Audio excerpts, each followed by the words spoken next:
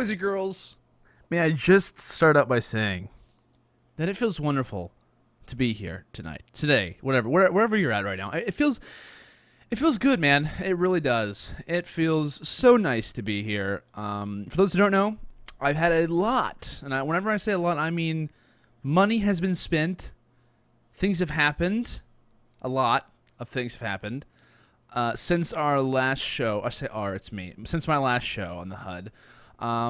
Computer problems galore. I've probably spent more money than I like to say on fixing my computer constantly.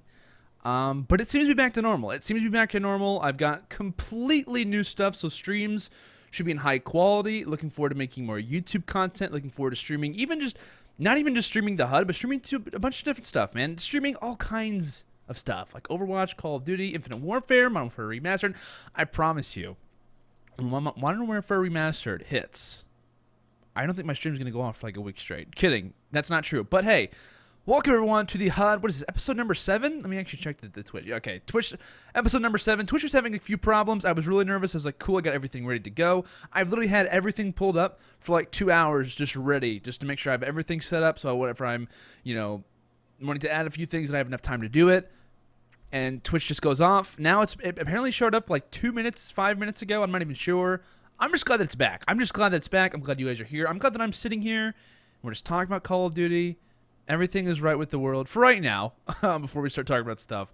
But I want to say thank you guys so much for sticking with the show. I know it's obviously just starting, but I'm going to give you guys a lot of credit. You guys have been waiting so long, and I totally would understand if people who have previously watched it have kind of gotten bored of it. And you know what? He hasn't done a show in a long time. I'm not going to watch this anymore. I totally understand that. But I do respect and really appreciate everyone who has stuck around and has been, asking me, tweeting me, even direct messaging me, a few people asking when's the show going to come back, been very supportive and stuff like that. So I just want to get that out of the way. I want to thank you guys so much for that.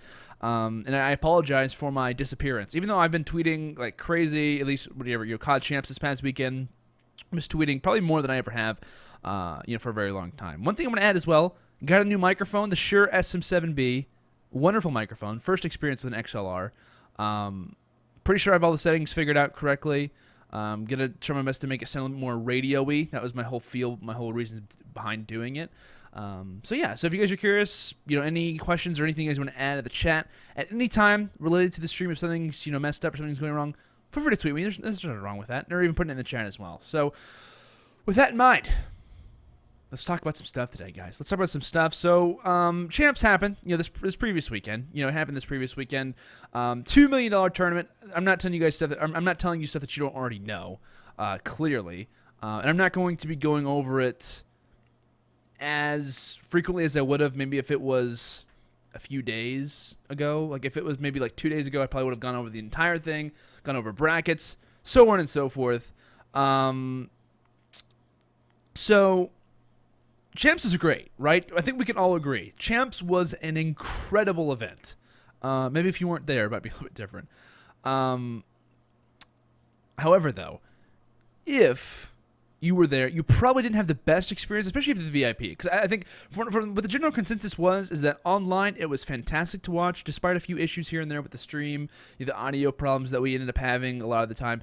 I can understand that for the most part. I mean, do I really wish that it would have worked correctly and everything would have been fine? Yes. But still, watching and being able to have that type of, just the overall aura of COD Champs is just incredible. Call it the XP, whatever you want to call it, right?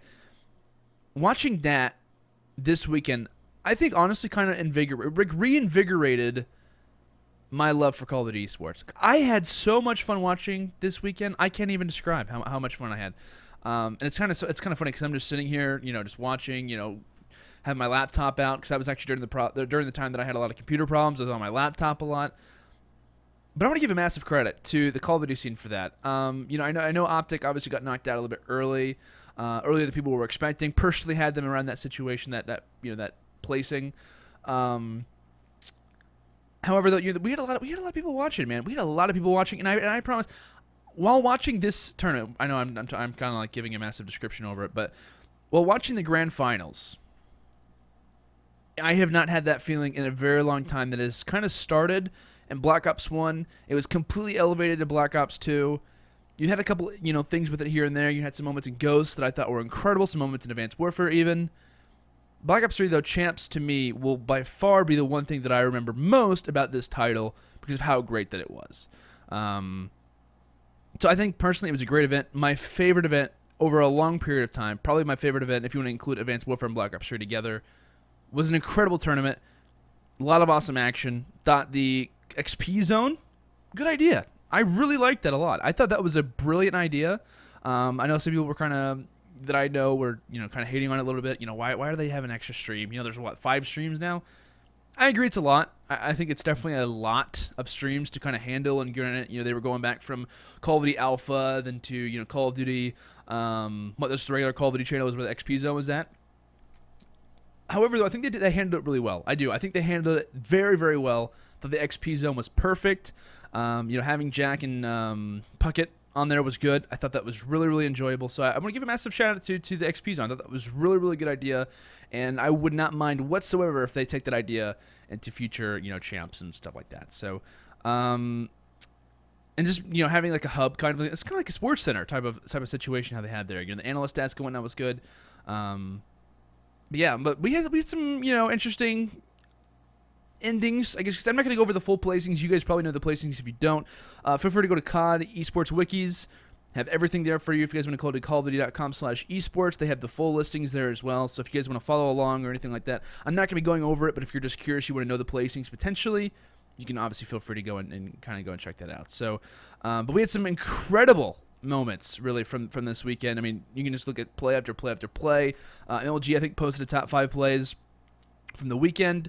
I know some other people have been posting top 5 plays. Just some incredible moments. The RK5 as well was just absolutely absurd this weekend, or this past weekend as well. But the one thing I think is the headline of this entire weekend, last weekend. I keep acting like it was just like yesterday. But the major highlight from last weekend was by far how Europe showed up, because they came out, and as good as Europe has looked this year, as good as they have looked throughout the Call of Duty World League, no one expected to see that type of play from Europe. I don't even think European players realized that was possible. I mean, the Team EU thing, what? I admit, I was supporting it. I was like, Team EU is awesome. I'm a huge fan of Team EU, which is just basically Team Europe, for those who don't know. Like supporting all the European players, supporting the international players, really, if you want to kind of call it that. But I did not know that Team EU was going to come out like that, man. I mean, they were just incredible. Like Fab, I had no idea that Fab was even capable of that. Granted, it was the ex-Exertus players. It wasn't like, Visca Barca and Gun Elite and those guys like that. It was a completely different team. It was Exertus, basically. But I did not know that they were capable of doing something like that and placing as high as they did. It was incredible. It was absolutely insane. I really, really enjoyed that. But EU showed up, man. And for people saying, they're starting to catch up with, they're starting to catch up with the NA teams, man. They're getting close. They're getting really close. I think it's time that we don't say that they are catching us. It's that, they're here. Like, they got second at the biggest tournament in Call of Duty history as far as money is concerned. They showed up, and they are here. It's not, they're going to catch up with the NA soon. It's like, no, they've already caught up. But we have thrown EU to the side for so long to where they're finally here, and it's happened so rapidly that we can't even keep up with how quick it's happening. It's absurd. I've never seen anything like this. Well, okay, I'll say this. I haven't followed esports for as long as many people have. But as far as many esports that I have followed and I have seen that I've followed and whatnot, I have never seen a turnaround happen this dramatically in just maybe 12 months, 16 months, if you want to even throw that out there. That quick, and they're already here. NA, man, I don't know what's going on with NA right now. I'm not sure if NA is just lacking or if EU just hits another level. But NA teams are going to have to start watching out. Because I guarantee you, this next year, hopefully this, I hope at all the majors that EU teams start to come down and to play a lot more. The Search to Destroy was incredible as well. But if they start coming to these tournaments, you were already worried enough about the top teams in the game. Now you have to worry about European teams. That's just another, 3, 4, 5 squads you can add on top of there who might be better than you if you're a below-average team. It's a very rough time to be a Call of Duty player, but it's also a fantastic time to be a fan of it because the level of competition is so high and the level of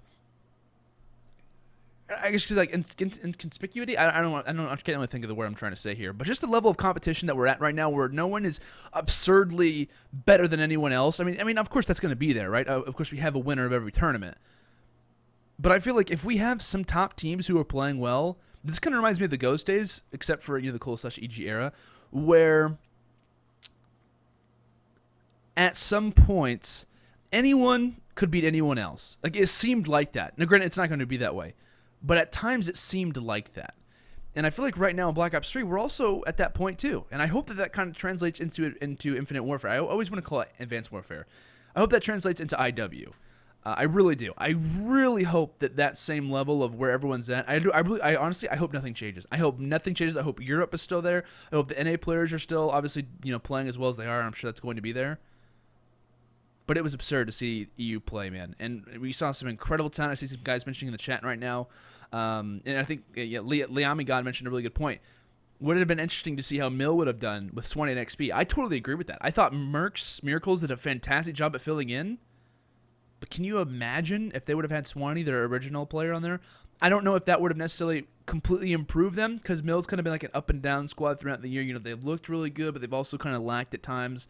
To some people's standards, it's like, realistically, it's like one of the best European teams of all time. Like it's like an EU All-Star team essentially, right? Excluding like players like Bance and Zero and whatnot. But like history-wise, if you look at the entire history of European Call of Duty, those four guys are probably on your list, if not very close to your list. At least 3 or 4 of them every time, right? So to have that team come, and then Swanee's obviously not able to make it, which is very, very unfortunate. I feel terrible for Swanee. Great guy from what I've heard and whatnot. But just imagining if they would have had their full team, how Millennium maybe would have done. I'm not sure if they would have really improved necessarily, because I thought they did a really good job with Mirks filling in. And from what I heard, it seemed like they really enjoyed having him play. But that Sparker roster move, I probably not, to be honest. But they look really good. They looked awesome. Like I said, imagine if Millennium played up to their full potential with having their full team there, especially Swanee, the leader that he is. That combination of Swanee and Tommy is just absurd to me. But imagine if they were there, right? Imagine if they were there. We already saw Splice show up. We saw Infused have some good moments. They didn't play at their very, very best. I don't think they played the best that they could have, but they played very well. Of course, Fab, incredible team, absolutely insane.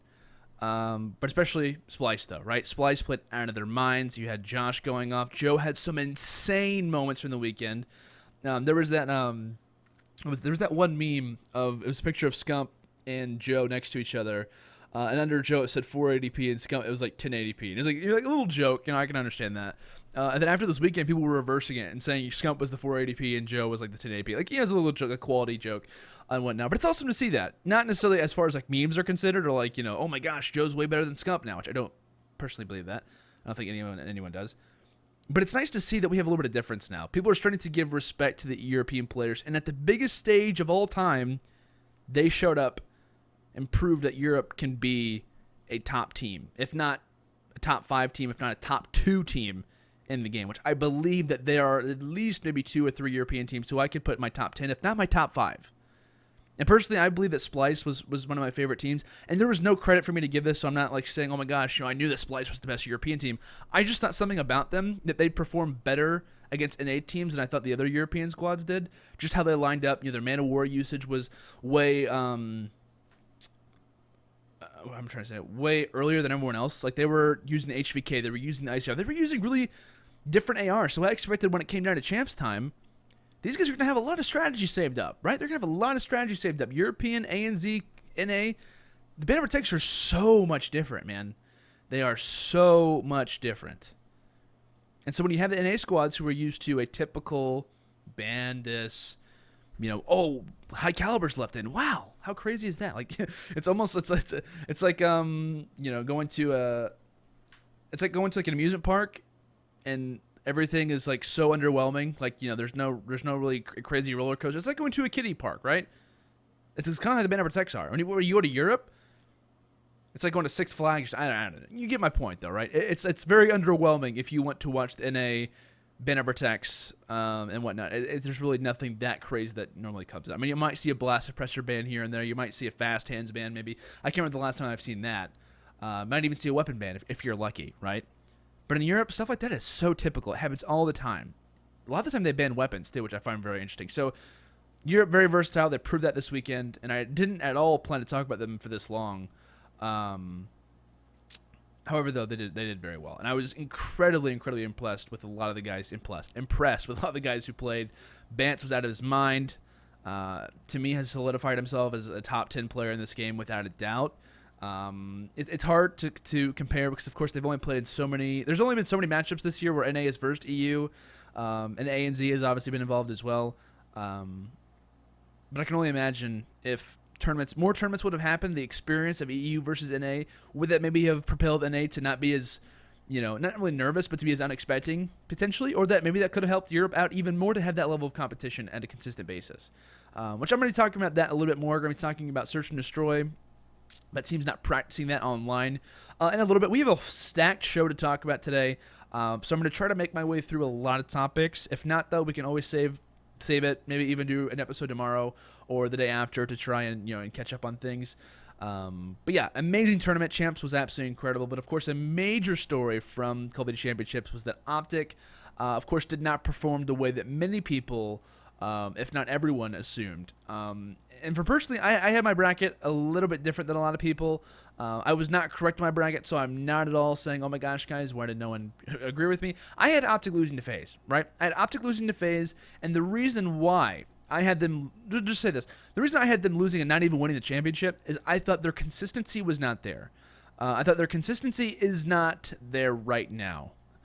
Meaning that I'm gonna show you guys a couple stats that I have kind of made over stage 1, stage 2. These aren't crazy stats whatsoever, but game type records, 3-0s, 3-1s, and whatnot. And after I looked at this, I had been looking at this. I've been watching a lot of their scrims, and honestly, I look at online scrims and I take them with a grain of salt. If you are a person who's trying to watch and learn about Call of Duty, if you're trying to be an analyst in any way, take online scrims with a grain of salt. I have seen many predictions that I have personally made, that a lot of people have made, and you base them off online scrims, and you cannot do that because some teams, man, they will just mess with some most random stuff, and you have no idea why they're using it, and then like, wow, they just dominated. Wow, they're looking really good right now. Elevate's looking at, and I'm choosing them as an example, right? Elevate's looking incredible right now. I'm going to choose them to beat, FaZe at this tournament. Well, the tournament rolls around, and you realize that that team actually realized that whenever they were using that stuff online, that it was just an online weapon, or they were just having a really good night that night, or their connection they were hosting, or FaZe was hosting, or something. There's a lot of little additives that come into online Call of Duty, so I would highly recommend if you are trying to, keep stats or trying to do something like that, don't always take online to be a massive, whatever you want to call it. I wouldn't use it as a massive stepping stone into pulling out your predictions. Of course, it's not a bad idea to do that. Strategies and whatnot, those are going to come out in online scrims more often than ever. However, I'm just saying if teams are losing, if you're seeing a squad, get 250 to 5, I don't know, something crazy. That was not a good example. But, if you're seeing a team getting dominated, like they usually do pretty well on that map, take it with a grain of salt, move forward from it, but also kind of keep in mind that has happened. They know what that feels like. So I'm just kind of bringing that up. I just want to, bring that up to you guys. So, OpTic obviously comes in this tournament. Favorites by many people's standards. Even me personally, who had not predicted them to win this tournament, I said I think if they get to Championship Sunday, they win the tournament. I think if they get to Championship Sunday, they make it. They literally can feel, they can smell, they can taste every sense of what a championship feels like. Of course, Krim obviously experienced that. Karma's experienced it twice. But to be to that point, I don't think that they lose. That was my prediction. I don't think that they make it to Championship Sunday. But if they do, I think they win. Unfortunately for them, though, they don't make it. They end up losing in groups. To Complexity, I believe? Yeah, to Complexity, they end up losing that one. I'm not going to go over those matches in any way. Of course, that puts them into the second place, or second spot, where you would call it second seed out of their group. And in round 1, unfortunately, how things do work out, due to the format and whatnot, no one could have predicted this, that it was Envy and OpTic Gaming who would match up in the first round. Which to me, if I would have predicted this, I might have said that OG maybe wins that. I mean, your guess is as good as mine. I did personally have Envy winning the entire tournament. But it was kind of up in the air, right? OG versus Envy. How does OG perform, right? And I had no idea these guys were going to match up. Envy comes out. They play very, very well. OpTic looking very, to me, still inconsistent. Still looking really inconsistent, in my opinion. Envy ends up walking away with that one. OpTic automatically. Losers bracket, round 1. And I can only imagine when you are a team who is in a situation, you are in a situation where you are the person, the team, who is expected to win a tournament. You're expected to win the biggest tournament of all time.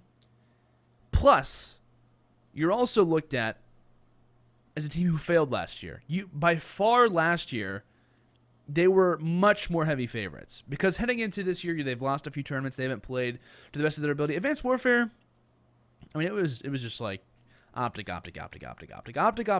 Like, they're like, if you didn't predict anyone else but OpTic, it was like, you crazy? You know, are you feeling all right? I mean, by far champs predictions, everyone's saying OpTic. And I would not in any way have doubted that prediction. But this year is different, right? You've lost last year. You know how that feels. I don't think pressure anymore.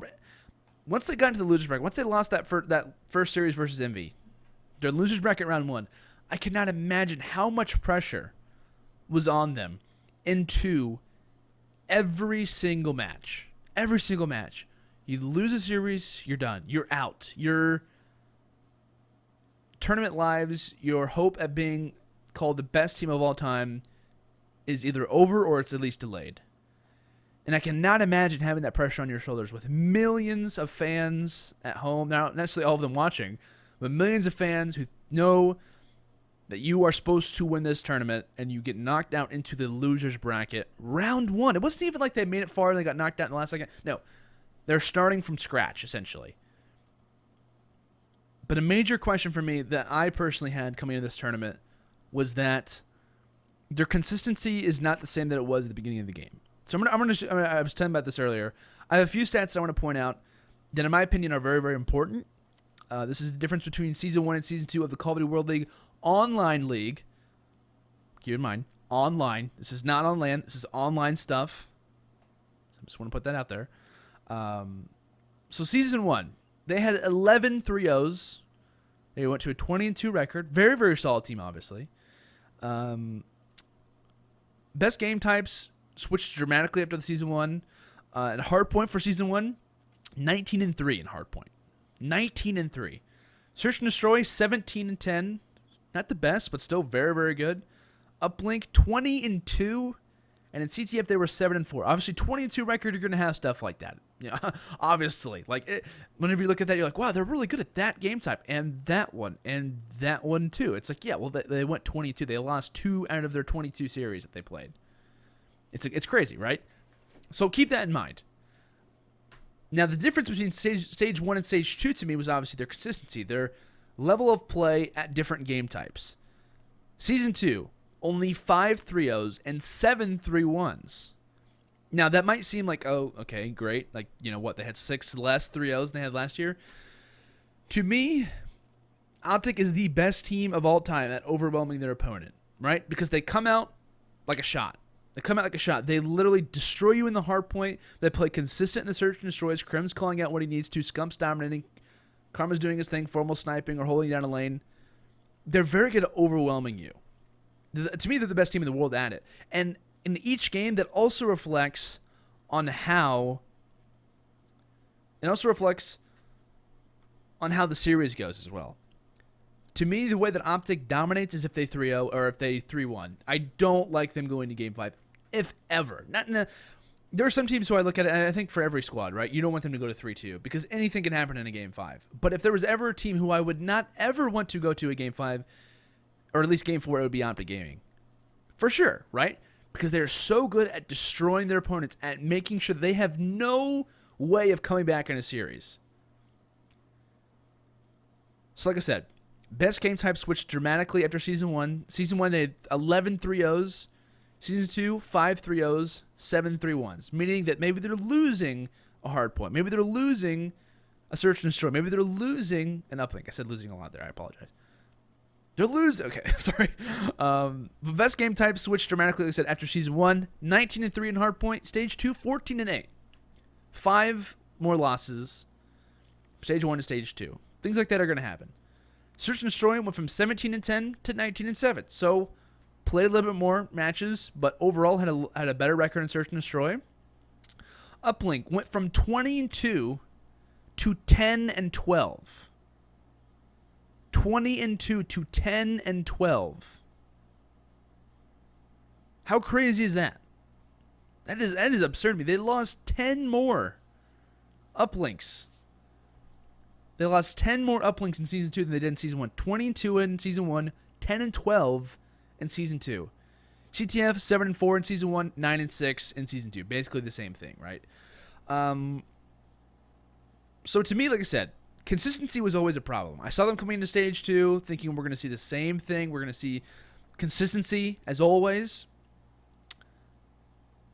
However, though, Hardpoint didn't start to really have a huge run, right? They would win most of their Hardpoints. They won the ones they were expected to win, but at times they would lose one. We're like, how did they just lose that? Like, how are they losing? How are they not rotating? How are they not doing this correctly?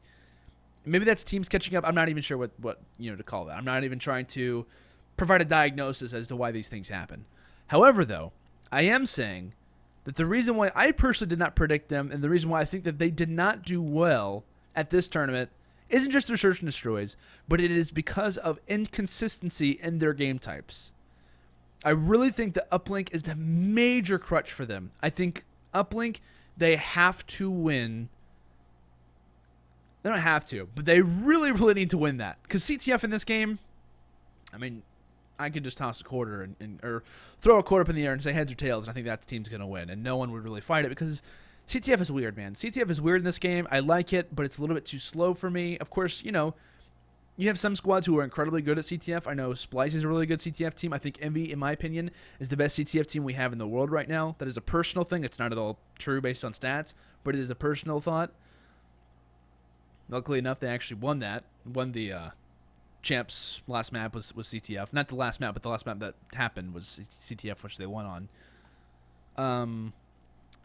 When you have a team who is fairly good in Hardpoint, up and down in Search and Destroy, they were really good in Season 2 at Search and Destroy. 19-7, not anything at all to write home about, but it was a really good record. I mean, it's a fantastic record, really, but it wasn't like, oh my gosh, they played so much better in Search and Destroy. Search and Destroy kind of surprised me. Not great at all in Uplink, 10-12 in Uplink. This is Stage 2, like I said, online. Not great in Uplink. And CTF, which is in the air, a lineup like that will not win a championship if that is your record. If you're 14-8 in a Hardpoint, you should win the Hardpoints, right? You should win the Hardpoints. Search and Destroy can be up in the air. They didn't look as consistent in Search and Destroy, so they should win the Hardpoint. If they don't, they have Search and Destroy next up, which they should win that as well, but it's not guaranteed. I'd say you have like a 75% chance to win the Hardpoint. You have a 75% chance to win the Search and Destroy. If you don't win either one of those, you have an Uplink, which apparently you're now terrible in. You have a CTF, which is random, and you go to Game 5. That to me is not whatever team. If this wasn't even OpTic, if I just told you those stats for any team, I would not feel confident in that team to win a championship, let alone COD champs, where anything can literally happen. And I'm not hating on OpTic. I'm not saying that they should have done this, they should have done that. I'm just saying the consistency to me was not there enough for them to win a title if they're playing the same way that they did in Stage 2. However, it was a little bit different, right? They won a good amount of their Hardpoints. Their Search and Destroy was the thing that really hurt them a lot. Their Game 5s, man. Their Search and Destroy just did not look good. And that is the thing that I've been talking about with teams not practicing Search and Destroys, which is what we're going to kind of go into now. If you guys have any thoughts on Search and Destroy, feel free to put it in the chat. If you want to even tweet at me, at LandO CoD, feel free to do that. The HUD TV on Twitter as well. Any questions you guys have, let's talk about it. Let's talk about Search and Destroy. Let's only focus on the topic of practicing Search and Destroy in Black Ops 3 online. Online, right? Why are teams not practicing their Search and Destroys? Why are teams not working on their Search and Destroy games and working on these strategies as often as they maybe should, or as much as you think they probably could? I'd prefer it to be on Twitter or using a hashtag the HUD. I would really appreciate that. You don't have to do that. But if you guys would like to, let me know. So topic of practicing Search and Destroys. To me, Search and Destroy is interesting, right? Because at the tournament, people were kind of giving flack on players for not practicing Search and Destroy. And it's difficult to practice Search, right? It's very difficult to practice a game type that is different than every other. Every other game type is a respawn, right? Every single game type is a respawn, right? Uplink, CTF. Search and Destroy, though, is that one that's different. Search and Destroy is that one thing that's different. Now, I'm not saying that every team doesn't practice Search and Destroy. I am saying, though, that a lot of squads, and I've watched and I've been able to reflect, and even teams have mentioned this before, you have some squads who just don't work on their Search and Destroy heading into a tournament. They just don't work on it. They maybe, I'll say this, they don't really scrim their Search and Destroys. And I can understand that, right? There's maybe even a couple players who can attest to this. It's hard to practice Search and Destroys because you don't want to give away strategy. Hardpoint, you know what? So much is going on in Hardpoint that most teams probably wouldn't even realize what's going on unless they went to the theater. If you're using a certain pinch, or if you're using a certain rotation, or you're delaying a certain push to make something happen, it's a lot easier to work on strategies, obviously, in respawn game modes. Or if you're trying to work on a certain weapon or a certain specialist, so on and so forth. Search and Destroy, though, it's different. It's a lot harder to practice Search and Destroy, to me, than every other game type for obvious reasons, right? Search and Destroy is a very delicate thing. It's a very delicate thing. Should we rock a sniper at this point? Should we play the site? Should we play, something different? Should we try to flank at a certain round? Because teams will catch up on stuff like that. It's an easy thing to catch up on. It's an easy thing to catch up on, or to realize when a team's doing a certain thing. And then as you're practicing against that squad, you can say, you know what? I realized what they're doing. Let's put that into our own strategy. And there's been a lot of teams who have done that, obviously. I mean, if you see a team doing a strategy that worked on us, let's do that on some other team, and so on and so forth. It's like a domino effect. So to say that teams aren't practicing Search and Destroy, it's a hard topic to really bring up because teams are practicing, but maybe to not to the same level or the same extent they're practicing respawns, or they're practicing hardpoint, uplink, or CTFs. But it's a difficult topic to talk about, right? It's a difficult topic to talk about because people are practicing Search and Destroy, but it's not the same level. If they're losing Search and Destroys online, well, we didn't use that strategy. We didn't use the heat wave correctly, or we didn't use the specialist that we normally use because we were testing something out. It's very hard to gauge teams from online Search and Destroys for obvious reasons. So yeah, like I said, I just want to bring that up. It's hard. Honestly, it's a really difficult time if you're a squad who struggles in Search and Destroy and are heading into a tournament and you're not confident in it, because really you just have to have a mindset. You have to have a certain position, or at least a good amount of players who just are really good at Search and Destroy. That's why I think personally, this is just a personal opinion, I think there's a reason why so many S&D stars, if you want to call them that, are so good at adapting to respawns. It is very difficult to find someone who is really good at respawns to adapt to Search and Destroy. That is a personal opinion. It's not at all anything that I have facts on or anything like that, but I think it's a lot easier to find someone who is great at Search and Destroy than to translate to respawn. Search and Destroy is a totally different beast. Totally different. There's so much timing that comes into it, so many things that come into it. It's insane. Yeah, EU, congratulations to them. Kind of like a little final thoughts type of thing. Major congrats to Europe. How well that they did this tournament. Definitely a reason why they made it so far is because of the consistency that they had, the grind. And I think Team EU kind of they've got a chip on their block for the last few years. I was even thinking about this, and I didn't really even realize this at the time. There was even a long moment. There's been a long time where ANZ was the second region, NA was the first one, and EU was the third. I remember even at a time whenever people were saying that the Brazil scene was even better than EU. And I was like, I think that's a little bit far. But people were at least considering that. And I'm not saying that there's a major skill gap between EU and ANZ. I'm just saying EU showed up, Team EU had a chip on their shoulder, and they definitely came up big this weekend. And also major congratulations to Team Envious on the victory. That was incredible. An incredible performance that they put on. John, the MVP of the tournament, played incredible.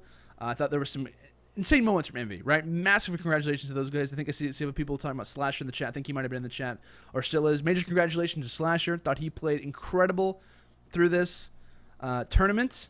And yeah, man, it's a grind that these guys go on. And I have the utmost respect for anyone who competed this tournament. And, without a doubt, won, obviously, right? He says a lot of wagers. I can only imagine. I can only imagine how many wagers that took to grind that out and so on and so forth. So, Guys, we're going to take a quick commercial break. When we return, we're going to talk a little bit more about recent team changes that have happened. RNG, they start to maybe release Killa. They're going to make some more roster changes. Echo Fox, as well as E United, recently announced a roster change. Along with that stuff, we've got some Modern Warfare Remastered and Infinite Warfare gameplay to talk about. How does the new gameplay look? How does Infinite Warfare look? How does the next Call of Duty competitive title look? And will Modern Warfare Remastered, will we have any tournaments for that? We're right back. We'll talk about that here in just a minute.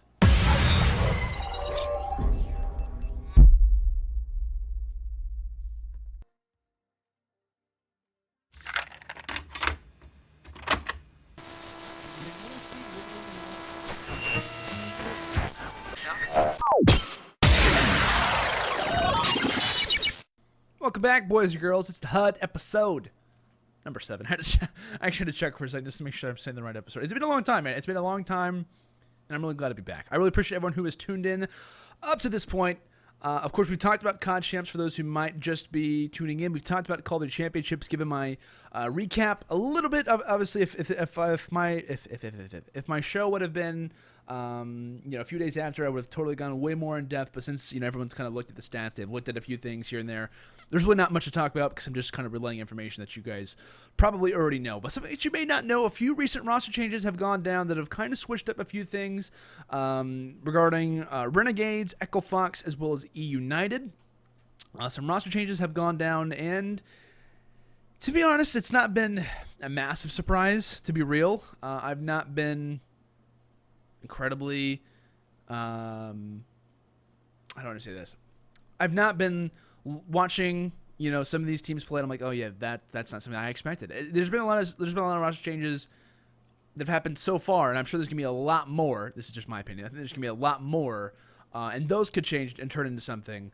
However, the roster changes that have occurred up to this point, wouldn't really say that they're that surprising. So first thing that we end up seeing from Renegades, actually, new recent organization, the old DT has found a home. For those who didn't know, heading into Call of Duty Championships, they repped the brand Renegades, very, very well-known organization.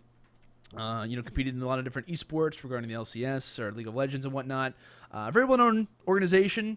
Recently bought out by an NBA player. I currently forget his name, and as much as an NBA follower as I am very disappointed that I cannot remember his name. But if someone wants to put it in the chat, you'll save me. There's been some, issues going on with the Renegades lineup. We saw them perform at the last tournament heading into Call of Duty Championships. Without a doubt, did not perform up to their potential. Thank you, Mata. Jonas Jarebko is the owner, for those who didn't know, of Renegades and whatnot. Now, recently, especially in the news, it's been like a major thing that people have been talking about.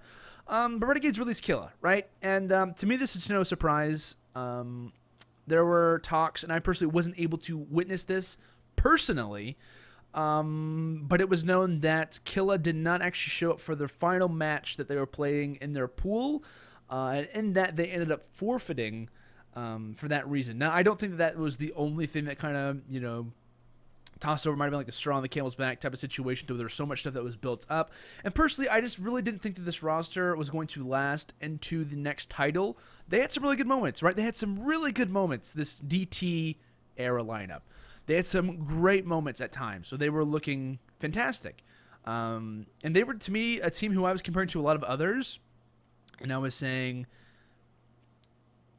why is there not a squad who's like this? Like, I was comparing this team, and I was saying, they're not really doing too much damage as far as, like, the slang is considered. You have Chino, you have Diabolic, who are going to put up numbers. Cinder can do that here and there, but he's not going to drop major numbers the majority of the time. He's not going to be in the top KD list, if ever, very much.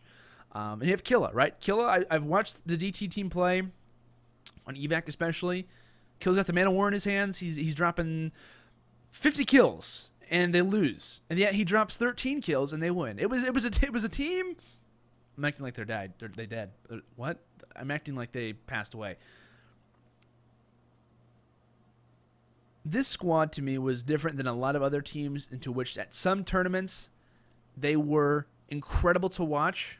I'm kind of giving them a bit more credit than they deserve, but they were so fun to watch. Yet they weren't playing Call of Duty the way that players are playing Call of Duty right now, which is slay, get on the objective, whatever. They were doing their own game. They're playing their own type of Call of Duty. They're kind of playing the traditional way in some cases. However, though, they just weren't consistent enough, in my opinion. The slang wasn't always there to be at the top level, to be considered a top 5 team. Because at times I was looking at them, I'm like, DT, they might be like a top 7, top 6 team. Like, they look very consistent at some points. That's the thing with Call of Duty that we've learned, especially as of recently, right? The thing that we've learned as of recently is that in Call of Duty, it's changed. We know that, right? We all know that. Call of Duty, if you look at Black Ops 2, if you look at Black Ops 1, MW3, you look at those competitive titles to now, game styles, game plans, everything has changed. And it's been very hard for some players to adapt to that. Even a lot of players still play the traditional way that they have, and it lasts for some times. However, though, for the most part, I really enjoy seeing playstyles like this team did have. I really did. However, it only lasts for such a long time, right? You can only have so many tournaments where you do this. And to be honest, you cannot build a team off of only winning a Search and Destroy. If you can get a respawn, that's happened, right? Elevate's a perfect example. Elevate rarely wins the hard point. If they do, you're screwed. But if you don't win the hard point, which happens very often, Search and Destroy, boom, they're gonna win that most of the time. Uplink at CTF, that's when they turn up. They can win you. They can beat you in Game 5. That's the most difficult part about being a good team, is being able to clutch up constantly on your Search and Destroys. We all know how specialists have changed that this year. I know everyone knows that. How specialists have changed up this year. At least the Search and Destroy game, which to me hasn't been for the better, but it's whatever, right? However, though, I'm not happy, obviously with what Killa did. I'm not at all happy with how he went out in some cases. It was rumored this is his last event. People have been saying, is Killa done playing? In my opinion, probably not. I really don't think it's going to happen. I don't think it's possible that he's done. I don't think that's going to happen necessarily. However, though, not showing for your final match to me is just unacceptable. I don't think that you should be able to do that. I don't think that should be allowed. With an organization like Renegades, very, very well-known organization, and especially recently in the news as well. Not that that means anything, but just especially being in the news recently, a major organization who's in the media, and to not show up for your first event as that team for your last match, probably your last match of all time, supposed to be, rumored to be, and you don't show up for it. I love Killa, man. I love the dude. He's an awesome guy. Everyone knows Adam's loss, but to me, it's kind of unacceptable, to be honest. It's unacceptable to not show up for a match when you know that you have a match. And granted, did it mean anything if they would have won, if they wouldn't have lost? Maybe you get one placing higher than you previously would have. But you can't let your teammates down, right? You can't do that. You can't do that. Unacceptable, in my opinion. I know there's been rumors, people saying, oh, this player's going to join this team. I know those rumors are floating around. I've had a couple people in my ear saying this is going to happen. Whatever happens, we're going to type of stuff that's officially happened. I'm not going to speculate and say who's RNG going to pick up. To me, though, I mean, obviously, Killa, what's his role? He's obviously an objective player. But it's very difficult to try and set up for the next title. To me, any changes that happen, minor changes that happen with an objective player, or with really just any changes in general, I would not take them for a solid point of view. For the fact that, we have one event left, right? We have UMG Orlando. Excuse me. We have UMG Orlando coming up. After that, the title completely changes. Everything gets turned on its head. Granted, I've heard people say a lot, and maybe this is something a little bit different, but people have said, from the gameplay that I've been able to witness, from the people who I've been able to talk to, even watch videos about who have talked about Infinite Warfare, they say it's basically like a mix-up of Ghost and Black Ops 2. Or Ghost and Black Ops 3, which I'm pretty personally excited about. They say it's a very similar feel to the movement of Black Ops 3, and usually if the movement is similar, things don't tend to change that drastically. But generally, coming into another title, and there's one tournament left, I would not take any major roster change as a solidified, okay, this guy's filling in for him for full time, or this roster is going to last into the next title. For all we know, not saying that anything, and I don't know anything whatsoever about this team, but say Renegades picks up, I know people are saying Ivy. They pick up Ivy, they come into the next title. What if Ivy is incredible? What if Ivy's an insane slayer in Infinite Warfare with one of the weapons, right? I don't know. Say he's incredible, right? Then they keep him. Or what if this is his worst title he's ever had? Then they release him, right? There's so much difference that comes into a new title when there's only one tournament left. That's happened with every single tournament that we've had in Call of Duty. You remember the amount of roster changes that happened heading into MLG World Finals? Remember how many changes happened the next tournament after heading into Black Ops 3? You know how many play styles switched around? I can maybe talk about for like 30 minutes how many times Clayster and the guys at FaZe have switched their overall play styles. Let alone how many people are going to change heading into the next title, which is Infinite Warfare. So just something to keep in mind, right? It's something to keep in mind. Roster changes for me right now are still up in the air. If a team picks someone up for UMG or LandO, good for them. But I'm not setting anything in stone because we have a title left. And maybe some teams are keeping that in mind, right? Maybe we wait to pick up that major player. Maybe we wait to pick up this one player. Maybe we wait to see how they perform in Infinite Warfare. Maybe we wait for the first event to happen. You know what I mean? There's a lot of things to keep in mind. Of course, Call of Duty World League for Infinite Warfare. Not sure when the dates are for that as well. So, I mean, there could be a tournament that happens the beginning of Infinite Warfare. There could be a tournament that happens, we don't know any information about the Infinite Warfare schedule. All we know is when it comes out, right? That's the only thing we know. So Renegades currently looking for 3. It is the old DT lineup, excluding Killa, obviously Cinder, Diabolic, and Chino. Good lineup. Really like those guys a lot. A lot of good chemistry on that team. I think Slasher was in here earlier. Got a little bit of vibes, from the old roster. The old team of having Miyagi and whatever. I'm not going to go into it. I miss that team a lot, though. I miss that team a lot. Moving forward, though, next team we have is Echo Fox. Instead of one player, now one player is left for Echo Fox. Echo Fox reported as if I'm like a news announcer or anything like that. Echo Fox released Proofy, Sinful, and Cyborg. So Neslo tweets out today. I'm actually going to try to find the tweet right now. I'm trying to go to his Twitter and find it. But Echo Fox, obviously a very well-known organization, as many do know. Especially as of recently, probably one of the most well-treated challenger teams or amateur teams. I personally consider to be amateur, but you can call them, I don't like the word amateur for some players because I feel like it's just not true. Like calling some players who are world champions amateurs because they're maybe not at the top of their game right now is just, I don't know. I just can't do it. It's just not going to happen to me. I just can't do it. So yeah, Echo Fox released 3 players. Personally, this is surprising for me. This is a little bit surprising for me. Of course, them not qualifying for champs was a major bummer. I can only imagine. A major bummer for them. But dropping 3 players and then not heading to the last event, I mean, hey, it's a personal decision. I'm not going to take anything away from a personal decision. But you obviously do have Cyborg, Proofy, and Sinful, who, as far as we know, are roster or previously as a roster. Those guys, talent in their own right. But they could find themselves a home, potentially, before UMG or LandO hits.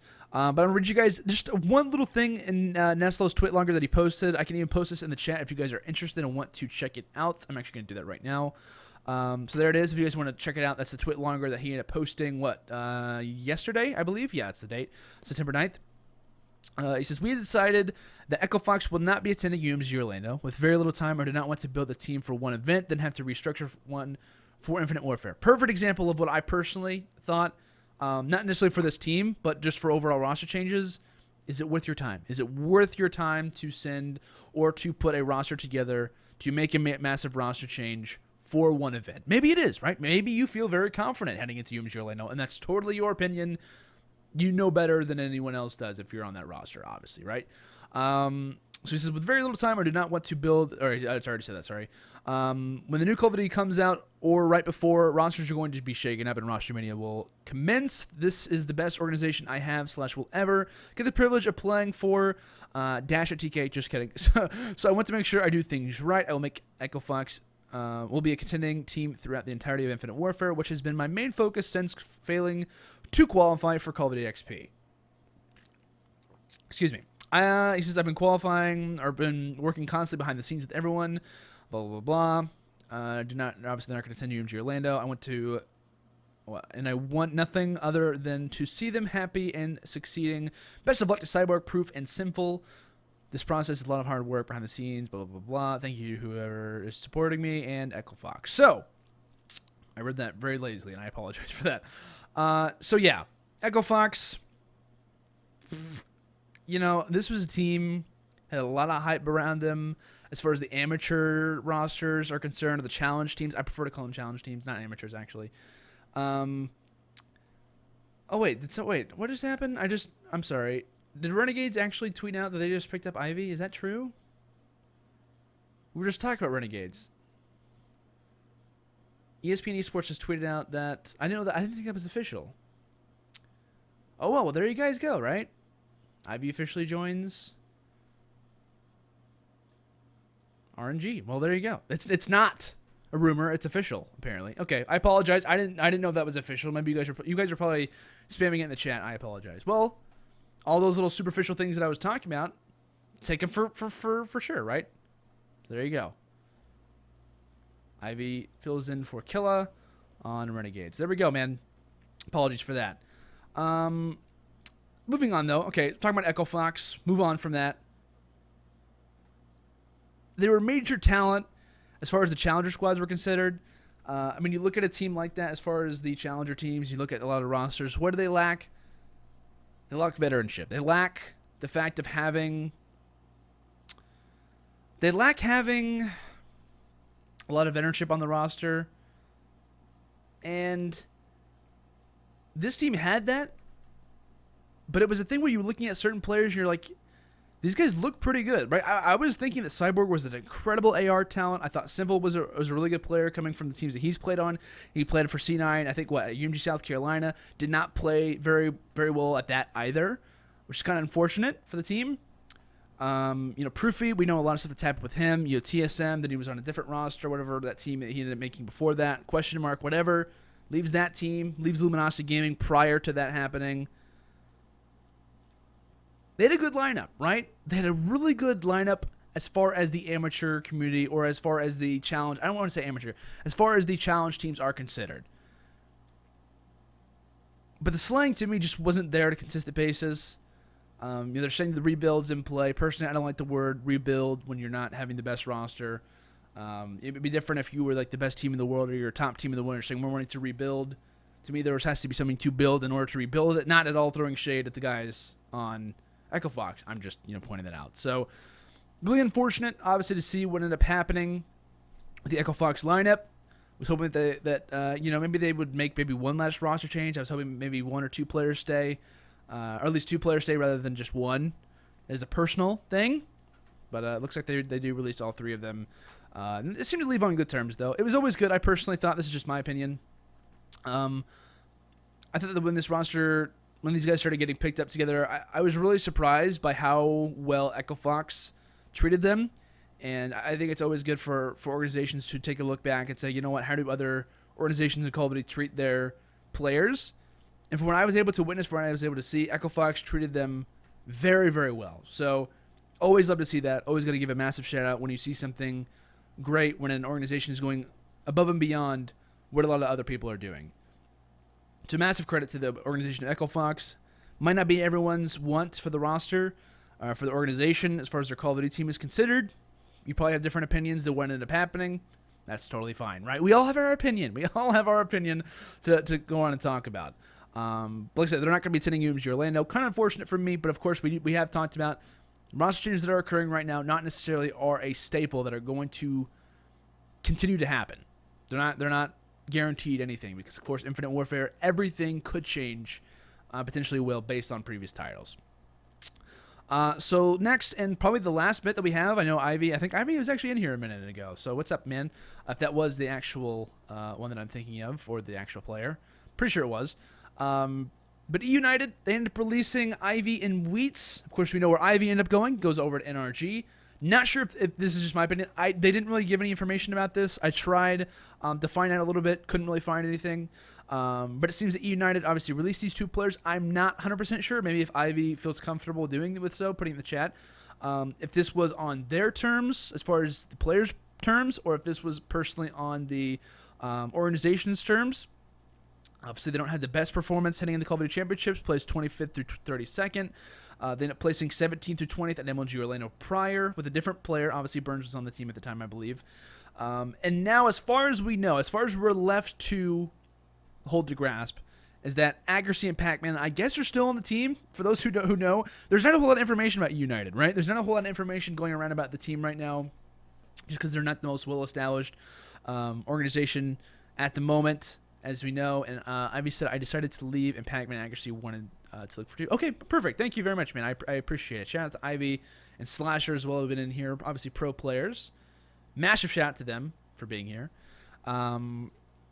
So Accuracy and Pac-Man are definitely looking for 2, it seems, possibly and most likely heading into UMG Orlando. And we look at it, right? We look at it, we say there's a lot of players available from different teams, right? Kill is available. Kill is available from RNG. You also have Echo Fox. You have Proofy, Sinful, and Cyborg.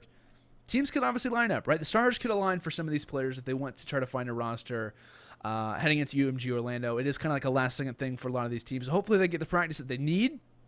And obviously, United is currently looking for 2 alongside Accuracy and Pac-Man. Obviously, the 2 main ARs for this team. I know that there was a little bit of transition. I have to give credit. When this team was under the name, or technically before Accuracy on the team, but whenever TSM was the roster, I had to give a major credit to Wheats, right? Wheats went from being a sub player dominantly, objective style, to completely turning around when Colchan joined the roster. Whenever Privy left the team and Ivy came along, and then he completely transitioned to like the main AR role along with Pac-Man. And not many players can do that, right? Not many people can translate from being primarily a sub, primarily being this role, and to literally translating to something different. And that's when you have to give credit to some of these guys, to a lot of these guys who have played this game, to where they can literally translate from one particular style to something totally different. And a lot of times that's something that's so good to have. It's so good to have whenever someone is a veteran, right? When you have a player who's played for numerous amount of years, when you've had Wheats, he's been playing, as far as I know, competitive Call of Duty since Call of Duty 2? Like Nameless and Pac-Man were around back then? Not many people, if maybe, half a percentage of the community that's around right now is probably playing that game competitively. When you have veteranship on your team, it's always really, really fun, at least in my opinion, to notice the little things that they're able to do to make a team, to make a roster, to make an organization as good as they are, to make them play and to make them be at the level that they are, can translate to. Just massive credit to Wheats for able to do that. I think Slash was even one of those guys who was able to do that well, because whenever it was Aches and TPU were on the team, along with him, Slash went from being a main AR back at Advanced Warfare, then to transitioning more to a sub role because Aches wanted to run the AR. Aches, obviously gets not really kicked off the team, but gets sent off the team. Havoc joins for a short time. Aches goes on a wannabe vacation. Just kidding. And then Slasher switched back to an AR for Havoc. Havoc then leaves, goes back to an AR. Obviously, they release Aches, stays as an AR. It's just, like I said, it's just massive credit to those guys who were able to do that. Not many, if any, hardly at all, are able to do that. To translate from an AR, then to a sub, then back to an AR. It just goes to show a lot of the veterans that we do have in the community. They got a lot of stuff, man. They got a lot of stuff that kind of leads them over the younger players that we have in the game right now. But moving forward, that's really just about all the roster changes that we have, as far as I know. So if you guys have any #intel, right? If you guys have any thoughts or anything like that, feel free to tweet at me at LandO CoD at the HUD TV as well. Now we're gonna move over. Transition, nice transition there. Into Modern Warfare Remastered and Infinite Warfare gameplay. Now, this is something that I'm really, really interested in talking about. Very excited to talk about stuff like this for obvious reasons. Just for the fact that it's obviously the newest title. We've obviously had, I forget what the exact dates of the beta are, but I know it's obviously coming up this next month. And the fact that people have played the game already and they have an experience. Gameplay was recorded. That was awesome. Recording sessions obviously were there, which I thought was great. And I'm going to put this out there because I know some people might be asking. I have not played the game. I have not played Modern Warfare Remastered. I have not played Infinite Warfare. However, I have watched a lot of gameplay. That's for sure. I haven't watched this much gameplay in a very long time. And it's been kind of funny for me personally because I grew up in the Call of Duty scene of YouTube watching gameplay commentaries, as I'm sure as many of you probably have. Growing up watching gameplay commentaries, watching things like this, and I found myself really, really enjoying the gameplay commentaries that people were making. Because obviously, when you go to one of these recording sessions, you hook up your laptop, you hook up your capture card, and you just play for as long as you're able to do that. Maybe one map, maybe two maps if you're lucky. And you're obviously able to record only so much. You can't record certain things, so on and so forth. So that's the reason why there were gameplay commentaries. There's a reason why there wasn't, people weren't really streaming unless you were, I think Ali was streaming. So rest in peace to Ali. But, obviously he was able to stream Infinite Warfare a little bit, but no one else was really able to do that. So I just found myself really, really enjoying that. Like, I found myself watching this Modern Warfare Remastered gameplay, mostly Modern Warfare Remastered, and really, really just enjoying and just sitting back. And I got a little bit of chills, man. I did. I got a little bit of chills from watching and listening to the guys talk. Hutch especially, really enjoyed Hutch's commentaries over the game, what he thinks about certain things. Of course, they can only upload so much gameplay. Watching, what was it? Tabe even do his sniper montages and whatnot. Like, they're the throwbacks that happened were crazy. They were crazy whenever I was watching this. So I apologize for talking so long about that. But coming from the YouTube community, Call of Duty, watching it for a very long time since like Call of Duty 4, actually a little bit after that. But still, the feels were there, man. The feels were there. Feels bad, man. Exactly, Matt Wizzo. So moving forward, obviously, Call of Duty 4, got to be very delicate with this game, right? You got to be very, very delicate with this game for obvious reasons, right? It is the known grandfather of Call of Duty titles, right? It's the one game that is looked upon as the major multiplayer title. It totally revolutionized the multiplayer game for obvious reasons. And this is actually how I found the Call of Duty community, right? I personally didn't find it the normal way that people did. I was watching it on YouTube. I was able to watch some gameplay commentaries. I didn't really know that the esports scene really existed. I didn't even really know that esports was around. But I ended up actually finding the COD 4 Pro mod community, the PC mod community, which is awesome. So that to me kind of got me a little bit involved with it. So Call of Duty 4 is very close to my heart, near and dear to myself as well as the Call of Duty community and whatnot.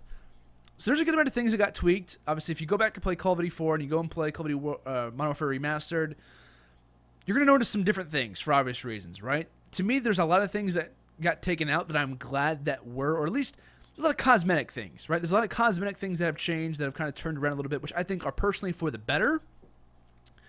But things like, elevators, bounces are no longer in the game, at least on the maps that were played. It's like little movement things that weren't supposed to be in the game, little glitches that weren't supposed to be there.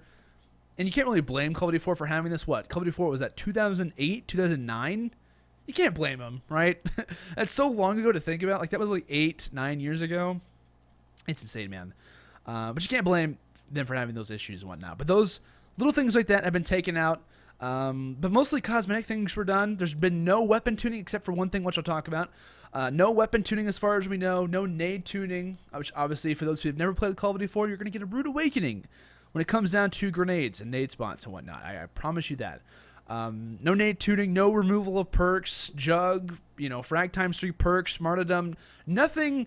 All the annoying things about Call of Duty 4, for those who have played it, all the annoying things are still there waiting for you, which I think is good, right? You got a lot of passionate fans about Call of Duty 4. It's like, all right, okay. To me, this is not the same level at all. But it's kind of like Star Wars, right? When they remade Star Wars, everyone's like, you've got to be very delicate with this thing, right? You got to be very, very delicate with this passion, with this, certain thing that people care so much about. And when you saw the prequels come out, it just kind of stabbed him in the heart. So you already have a moment to where the Star Wars community, or the Star Wars fans, which is basically everyone in the world, unless you're crazy. If you've never seen Star Wars, go away. Whenever the first prequels came out, obviously that was like a huge stab in the heart to a lot of fans, because really no one liked the prequels. If you like the prequels, I mean, hey, that's fine, but no one else does. Sorry. So whenever, obviously the Rogue One was obviously still coming up right now, but whenever Force Awakens is coming up, people were like, you'll be delicate with this. We already have probably the highest expectations that you can have. Be delicate with it. Make sure the same things are still there. Make sure the same elements are still there. And to me, that's a similar thing with Call of Duty 4. I know I'm totally going on different things and whatnot. However, though, you've got to make sure that Call of Duty 4, Modern Warfare Remastered, it has to feel the same way. When I say feel, it doesn't have to look the same. It doesn't have to have the same things. As long as it feels like Call of Duty 4, you're good, right? It's very hard to screw up Call of Duty 4, right? You literally have a skin of it. You literally have exactly what to do. You don't have to come up with perks. You don't have to come up with gun names. You don't have to come up with maps. You don't have to come up with anything. It's all there for you. Update the graphics. Leave it alone, right? No, I'm kidding. They also have to upgrade a few things. They upgraded a few, little nuances here and there. But the cosmetic things I think are definitely good. Updating the game obviously is very, very important. It's a very close thing to the Call of Duty community's heart. But like I said, little nuances that annoyed you are still there, which obviously is very important.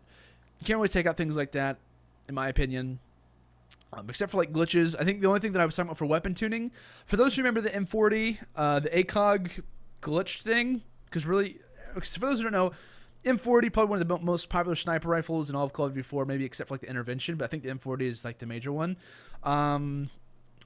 The ACOG, right? I think when you rock the ACOG as an attachment for your scope, it was like a really weird thing to where you would always get one-shots. Apparently that's now changed, at least for the people who I was watching. I was watching someone rocking the M40 and they were getting a few hit markers here and there. So I'm pretty sure that that's gone. I'm sure like a little bit of cosmetic things that made the game not exactly what you want it to be, or that kind of in some ways ruined the game a little bit, are now out, which I think is good. But it's that level where you... It's a hard thing because you're trying to find that happy medium, right? You're trying to find that happy medium to where you make the fans happy, but you take out just enough to make sure the game is still playable. Because if you just make Call of Duty 4 and you just update the graphics, people are going to be kind of furious about it, right? Because all the nades are going to be flying around. Not everything is exactly the way you want it to be, but it's the same game. It's the same game from what I was able to watch. Badges are added for kills. So you're going to have those little badges pop at the top, which I think is good. I think that's really good to have personally. They updated the game modes a tad. I know Domination now. In previous, for those who don't remember, before Domination, it's like whatever side you spawn on, you are staying on that side unless the spawns flip. Now in Call of Duty, it's that you play to 100, then you switch sides, or you do it after so long, 5 minutes, whatever. It's different now, right? You don't have a 10-minute time limit for the entire one side. It's that you switch after so long, so on and so forth. Which I think it's good here and there, and this is to me where Call of Duty kind of clashes. This is to me where things start to kind of clash because you're taking away something that was in the original game that doesn't have to necessarily be changed, but you want to change it to make sure that the game is still at least a little bit fresh. It's a little bit new to those who have played it previously. Of course, it's going to be new to anyone who hasn't played Call of Duty 4 in the past. But this is where new-gen Call of Duty and old-gen Call of Duty, this is when they meet one another. Same thing, along with Dom. Same thing with the score streaks, the kill streaks, right? The kill streaks are still the same earnability, meaning that if you get 3 kills, you get a UAV. You get this thing, you get something else. I think for someone that I was able to hear about talk about the game, they're saying when it comes down to Call of Duty 4, since the skill has risen so much since Call of Duty 4, you're going to see a lot of kill streaks. You're going to see a lot of kill streaks come down.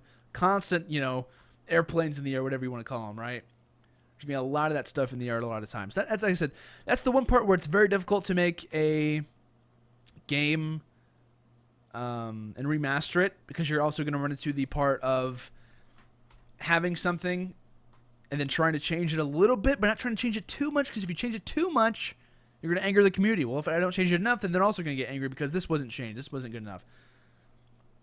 That's the difficult part about it, but at least we're getting Call of Duty 4 remastered, right? I think everyone's still going to be really happy with it. I'm personally really excited about it, just in general. But for the most part, if you look at certain things, it's mostly cosmetic things.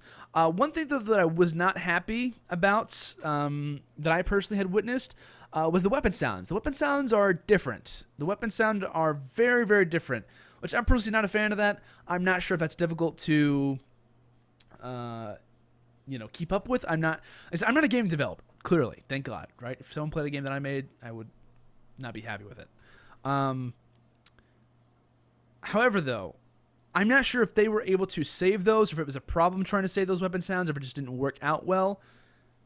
But the weapon sounds sound odd, right? The M4 snipers, the Deagle especially sounds odd.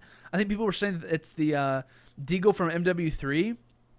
And to be honest, I personally think that the Deagle from Call of Duty 4 is one of the most known sounds in Call of Duty history as far as weapons are considered.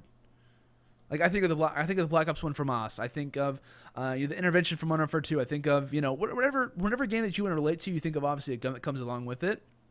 And personally, I think the Deagle is by far one of the top 5 most known, if not the most known sound from a gun in Call of Duty history. So to kind of change it down to the Modern Warfare 3 sound, I'm not happy with it, and it kind of reminds me of the CSGO weapon sound change that's recently happened that a lot of people aren't happy with. A lot of people aren't happy that the sounds have changed in that game because they've had them the same way for so long. But of course, you want to try to innovate it. You want to try to make it a little bit different, make it fresh, make it new. So let's see how it goes. Maybe we'll enjoy it, right? As long as I have my M16, as long as I have my MP5K, as long as I have my Franks ×3, my Jugger, my Jug, whatever, I'm going to be happy. That's all I really care about. Like I said, it's hard to screw this game up. It's really hard to screw this game up. I personally heard mixed reviews on how it feels, not how it looks, but how it feels. People have been saying that it feels very, very similar for the most part. I've heard a couple people say that it's not the same game they were hoping it would be. I was talking to someone last night, I'm going to say who they are. However, they said that they're going to play a lot more Infinite Warfare than they are going to play of Call of Duty 4 Remastered because they said that it did not feel at all like Call of Duty 4 did to them. So, a little bit of mixed reviews. I'm sure we're obviously going to hear that once the game officially drops. But I'm definitely looking forward to it, man. I'm definitely looking forward to it. And I would highly suggest if you've never played Call of Duty 4, play it, or at least play the Modern Warfare Remastered. It's going to be an awesome experience. Because just being able to experience a Call of Duty game with boots on the ground, it's fun, man. It's so much fun. It's awesome. It really is. So make sure to do that. Definitely would recommend it if you have not already to go ahead and do that. And we'll go ahead and move on. Actually, I was going to talk about one last thing for Call of Duty 4 or for Modern Warfare Remastered. One last thing. I have heard a few rumors, right? Just a few rumors about tournaments that could potentially be happening for Call of Duty 4 Remastered. I'm sorry, Modern Warfare Remastered, not Call of Duty 4. Modern Warfare Remastered. I think there could be tournaments. People have been asking me, do you think it's going to be the major esports title? No, not at all. With the way that we have the Call of Duty World League now especially, they're going to be forcing out their major title. They're going to be forcing out the one title that they have that's most recent to them. So I would not be...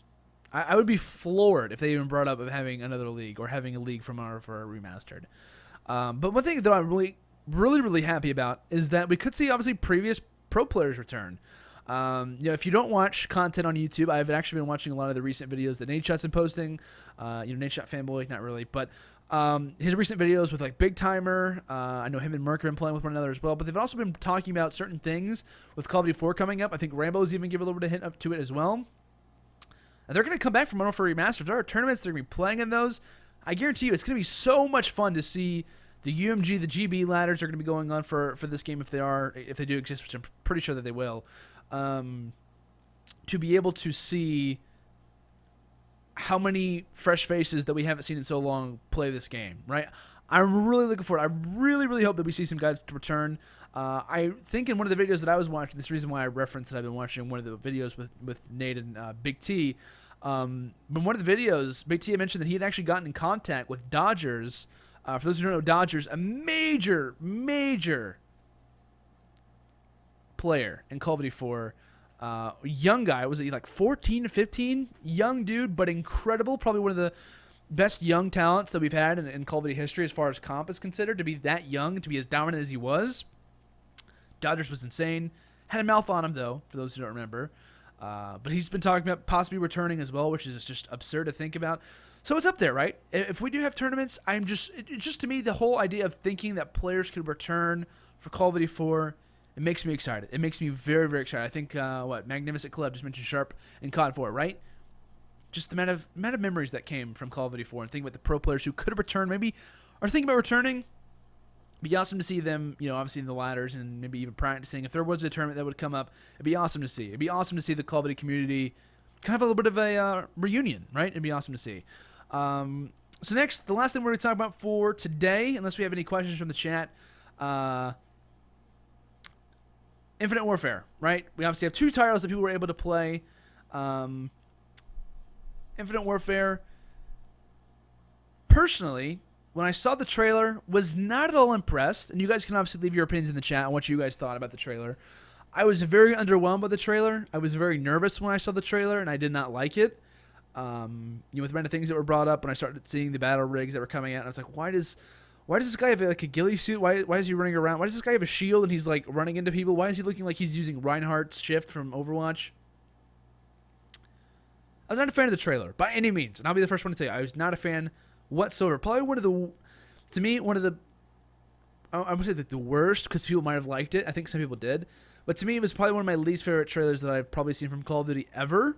Infinite Warfare trailer.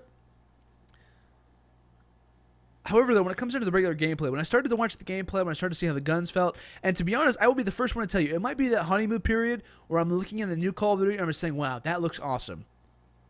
That looks really good. I was not a fan at all of Ghost's gameplay. I really enjoyed watching it, but I did not at all enjoy playing it. I guarantee you, I probably had a similar feeling when watching Ghost's multiplayer we played whenever I hadn't played it. Same thing with Advanced Warfare. Didn't enjoy playing Advanced Warfare multiplayer. But I'm sure whenever I watched the first little bit that I got to watch of it, I probably really, really liked it. I probably really, really liked it. So I'm gonna put that out there. I might be really enjoying Infinite Warfare because it's actually a good game, or I might be enjoying it just because it's that honeymoon period where I don't know how exactly it feels. That's why I always wait to personally make my predictions for a game, or like a gameplay review if I like the game or not, because everyone's gonna be in that Ghost, or in that I saw someone from the chat. Everyone's gonna be in that that little honeymoon period where they're really, really enjoying a game just because it's fresh and it's new. So I'm trying to keep away from that. To me, though, one thing that I had a major gripe for Black Ops 3 that we're currently in right now is the maps. I'm a huge advocate for maps. I think maps can make a game really, really fun, or make the game so much better. Was not a big fan of the maps for Black Ops 3. Maybe it's because of the movement. Maybe it's because of the wall runs. Probably the wall runs that make a big difference for me. There's not a map that loads up and I'm like, oh yes, we're playing this map. Oh yes, we're playing this map. Maybe excluding like maybe Breach or maybe Fringe. Not really excited for any map necessarily. I would say probably Fringe is my favorite. I think it's kind of like a fan favorite for most people. However, I'm not a big fan of the maps though in this game. I was a big fan though of the maps in Ghost. Ghost to me had some great maps. Freight was probably a really good one for me. I know that was like in every series of all time for Ghost. If you go back and watch some of the old VODs of Ghost's competitive, it's like every game or every series has Freight involved. Warhawk, Octane I thought were really, really good maps, especially for Search and Destroy. So I'm really looking forward to it. I'm really looking forward to seeing Infinity Ward with their maps for this game. I think it's going to be good. I'm really looking forward to it. Of course, we did have the Terminal remake come in. Interesting to see how that plays out. People were talking in the videos that I was able to watch and said that it played pretty differently, but they still enjoyed playing it. So we'll see how that kind of works out. Obviously it has the same movement of Black Ops 3. I know I'm kind of coming towards it in here. Similar movement, obviously, wall runs, etc. Very much alike. You have a little bit of a boost bar, of course, when you can use your jetpack. Stonehaven, don't even get me started, Matt Wizzo. That's actually really, really funny. I'm not gonna lie. So wall runs, movement, etc. Very similar to Black Ops 3. And of course, we do have specialists kind of returning, or what is known as battle rigs. I'm not going to lie to you. I haven't done much research into those things and as what they do exactly. I know there are abilities and there are passive abilities. I know there are major abilities that you can use. I know there's a lot of customization when it comes down to those things, which I think is good. But I've not done a whole lot of research to see how they look personally. And maybe this is just because of like a naked eye. I've not been able to play anything. I did not really enjoy how they looked very similar as far as the characters that you had, the specialist characters, whatever you want to call them, the battle rig characters. They looked pretty similar to me a little bit. One thing I really like about Black Ops 3 and the specialist, if I do like something about the specialist, is that they all totally look different. If I'm looking at someone from a mile away, I can tell if that's a scythe. I can tell if that's, a heatwave player. I can tell if that's an active camo user. I can tell whatever. But maybe it's just because I haven't seen this game play out too much. So I'm just going to give you guys my early feelings about the game. I'm trying to keep an open mind about it because I don't know exactly what's going to happen necessarily. But one thing that I really do like is the ability for fans to watch and be able to understand that character is different from this character. And Black Ops 3, I think, is very, very apparent with that. One thing for Infinite Warfare that I'm not looking forward to possibly could be that. We'll see how it works out. We'll see if Banner Text return. We'll see whatever happens. Specialist draft. Battle rig draft. That actually sounds pretty cool. I'm not going to lie. But like I said, trailer, probably one of the worst ones I've seen, in my opinion. But I did enjoy the gameplay afterwards from what I was able to see and whatnot like that. So, guys, that's going to kind of do it for the show today. Honestly, we had a really, really awesome show. Episode number 7 in the books now, officially.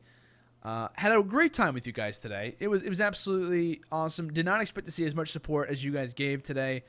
You guys are great, man. You guys are absolutely fantastic. But just know that these shows are going to start coming back. These shows are going to start coming back a lot more. So just kind of keep that in the back of your mind, if you would, obviously.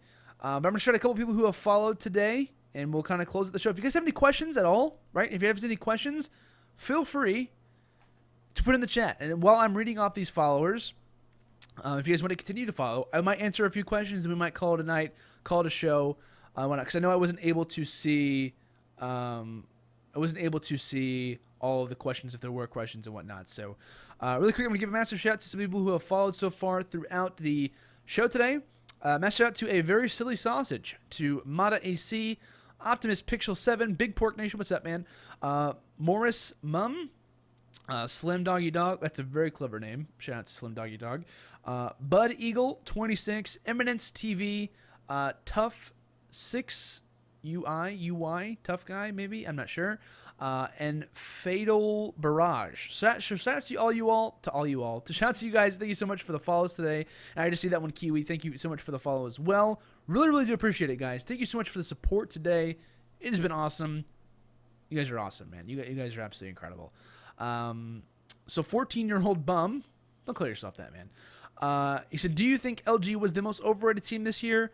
No, I think they were actually a pretty good team, to be honest. I think, I have to admit, I think they were a tad overrated. And I don't like the word overrated because I think I prefer to use this definition. I prefer to say that Luminosity showed some potential to where I thought that they were a top 5 team in the game. And I thought that they were better than they actually were. Or maybe they hadn't shown their full potential and we saw a little bit of it, and that's what happened. It's hard to call, man. I really hope that Luminosity sticks together. Granted, a few tournaments in a row they haven't played the best. They have competed with some teams. I kind of like to consider them in the same boat that I would consider TSM previously in, to where I think LG's a lot better than that old TSM roster was, personally. But, my biggest issue was that TSM was great against the major teams in the game, but when they start playing against younger squads, teams that aren't as talented, that's when they kind of lack. I think LG has had a few of those moments. So, do I think they're the most overrated team in the game? I really don't know who else to throw up there because I just can't think of any off the top of my head. Maybe, I'm trying to think. I'm having a hard time trying to think of some teams that maybe have been overrated and whatnot, but to call them overrated, I understand where you're coming from. I would just personally say that maybe they're just not as developed as we would like. I think all the guys on LG are very, very talented. Whenever Nails is added to the team, complete turnaround, in my opinion. So, last few questions from Providence. Do you think Aches will stick with Cloud9 into Infinite Warfare?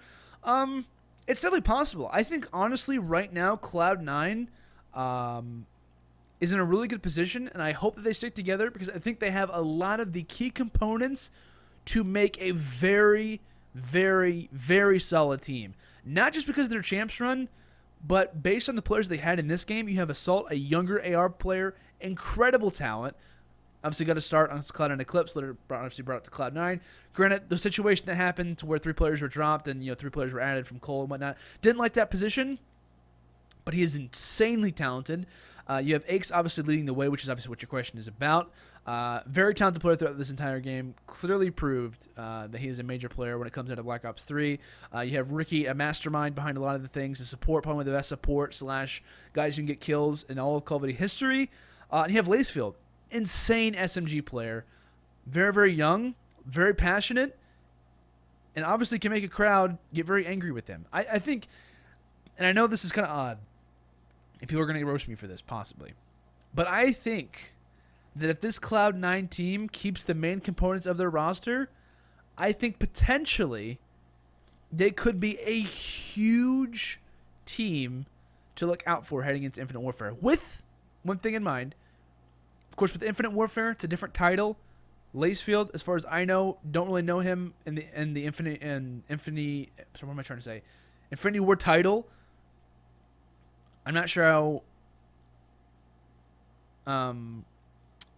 what? I'm trying to think of his name. I just forgot his name just now. I'm not sure how some of the younger guys for Cloud9 are going to perform coming into the next title. I'm not sure. It's hard to tell with certain players how they're going to perform from title to title. Every title is different just because Infinite Warfare is supposed to be very similar to Black Ops 3 does not necessarily mean that. Doesn't necessarily mean that they're going to play the same capabilities. So we'll see what happens with that. But I think definitely if Cloud9 can stick together, I think they can without a doubt be a major team in this game. And in my opinion, it could be the team that Aix has been looking for a very, very long time. The team that as soon as he left Evil Geniuses, he was looking for a squad. He was trying to get back on top.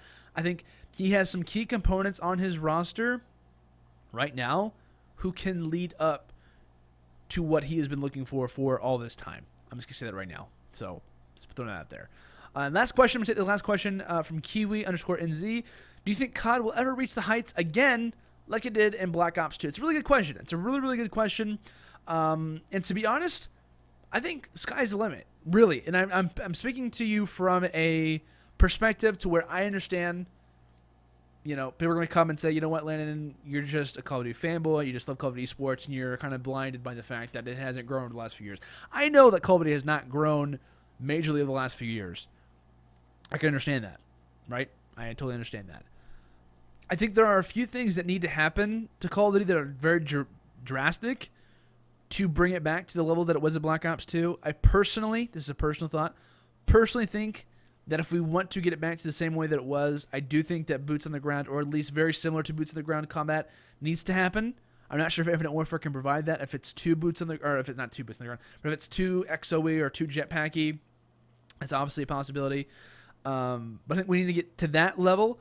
I think that if that doesn't happen necessarily, then we need to have at least one title that we refer to, and maybe the remastered Call of Duties could be that escape, right? I'm not 100% sure that's going to happen, but I think personally, the Call of Duty World League is a fantastic thing. It is definitely growing Call of Duty esports, whether you realize it or not. I know they're throwing out the numbers of millions of people who have been watching every year, or this year so far. However, though, we did have 90,000 people watching OpTic in a loser's bracket match at one point, and we did have 125,000 watching the finals whenever Envious obviously did win. So we definitely, to me, Black Ops 3 has been a rebuilding year, as many of years have been in the past, and it's definitely kind of succeeded. I think Black Ops 3 definitely did well. Maybe not to everyone's potential as a Black Ops 2 did, or as a Ghost even did. But it was definitely a step in the right direction, for sure. It was definitely a step in the right direction.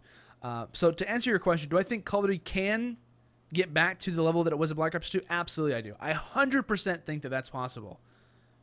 If I didn't think that Call of Duty was going to grow to be the biggest esport, then I wouldn't be involved with it. If I didn't think that Call of Duty wasn't going to grow to a super high level, then why am I trying to grow it, right? Why am I even trying to talk over players? Why am I trying to do as much research as I personally like to do over players? And why are people who are in here right now, I see some people who watch streams and whatnot, they're like, Call of Duty's dead, blah, blah, blah, blah. Why are people still watching this?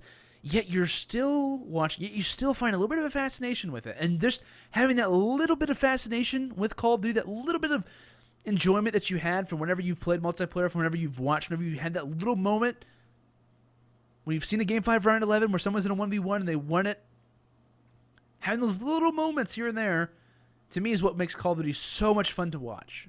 So much fun to watch. So to say, do I think it gets to that level? Absolutely I do. And I would not be involved with Call of Duty the way that I am if I didn't think that that was a possibility to happen. And even to double what Black Ops 2 had did. Obviously, we have a lot more viewers, and even in Black Ops 3 or Advanced Warfare than we did Black Ops 2. But just the level of,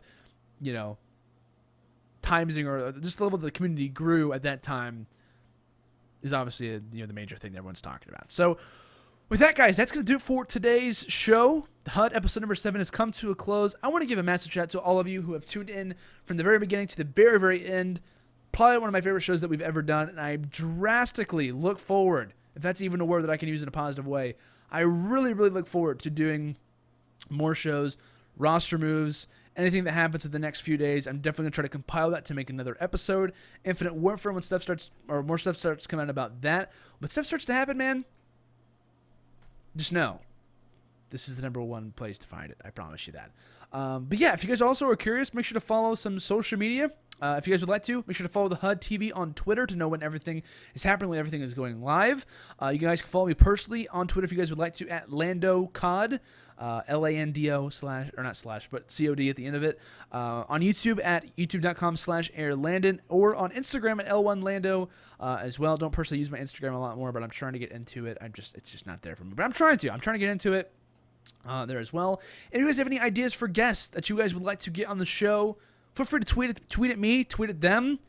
Do it, man. I want to try to get some guests on here. I've been already compiling a list of some players I'd like to get in here. I'd also personally, I know Slasher's in here earlier. I'm not sure if he's in here right now, but I wanted to get one of the Envious players, at least management from Envious, someone who was involved with Envy and the victory that they had, and try to get their experience on champs in general, the feeling, what it's like to win a Call of Duty championships, and maybe even give a little bit of insight as to the regiment they did heading into that tournament. Because you can even hear, or not hear, but you can even see when Slasher was typing earlier, he was like, the amount of wagers that I was playing, the amount of times that we were practicing search and destroy and whatnot, I can only imagine. So if you guys are curious, if you guys are interested in that, feel free to let me know, tweet it at me, do whatever. Just get the voice out there, get your voice out there, and feel free to tweet at anyone who would like to see come on the show. So guys, that's going to do it for this episode of the HUD. This is episode number 7. You guys have been absolutely fantastic. I look forward to seeing you guys later. Thank you guys so much again for tuning in. This has been Landon. This has been the HUD, episode number 7. See you guys later.